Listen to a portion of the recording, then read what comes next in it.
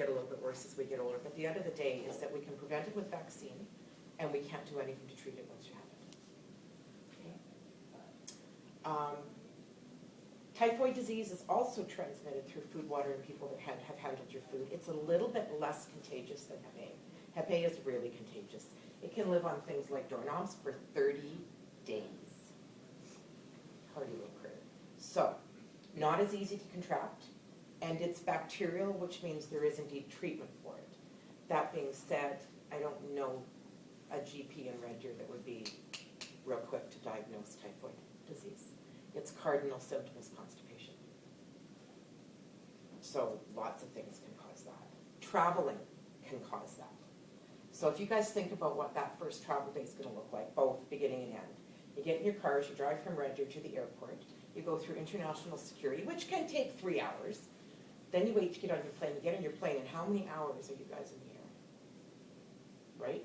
Long time. And the entire time you spend sitting. What happens between here and here when you sit for that many hours? The answer is nothing. It just sits. So you need to be active. You need to get up and walk around. If you have layovers, you need to utilize that layovers to go for a walk. You need to stay really, really hydrated on the day you travel. Okay? So water is your best hydration. Does it mean you can't have a Tim Hortons on your way to the airport? The answer is don't be ridiculous. Of course you can. Just don't make that your beverage of choice for the entire day. 2 things happen with caffeine. 1 is you're not hydrating well.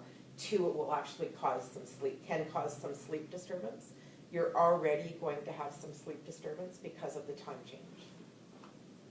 So jet lag sort of starts kicking in for most people once you cross about 6 time zones. I get it in 3. So everybody's different.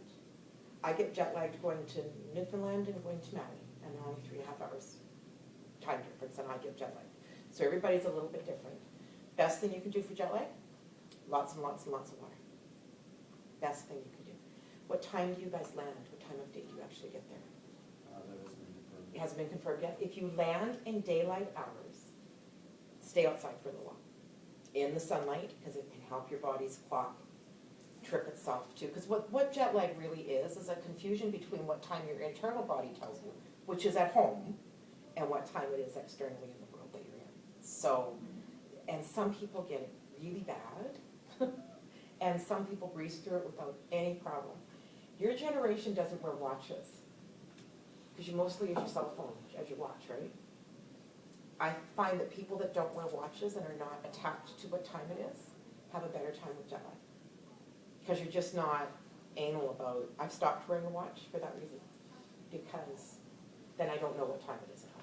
And I can just sort of go with the flow. And young people tend to get it less because you're usually more laid back about pretty much everything. So kids don't generally get it as bad as grown-ups do.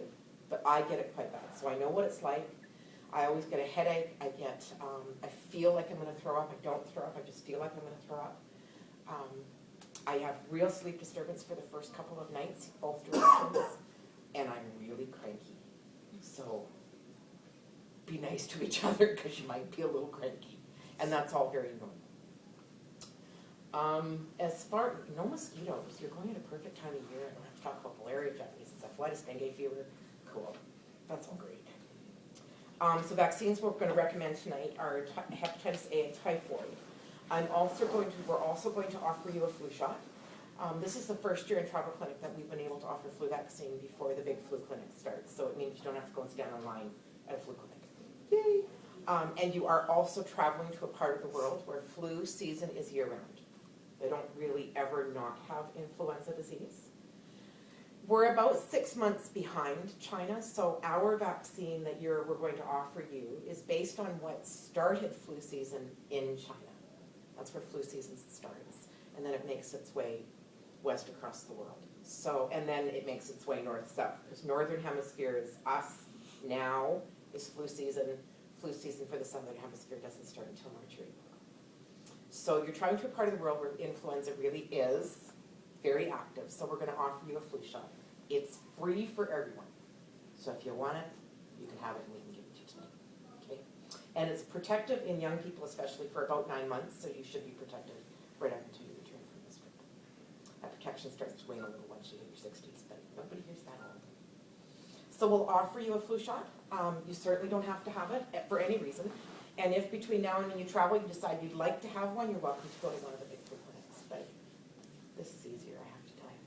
So we'll offer that to you. Anybody who's not, as I said, anybody who's not up to date, we're gonna offer you that vaccine first. If you need 3 or 4 shots and you'd really only like to have 2 tonight, that's fine.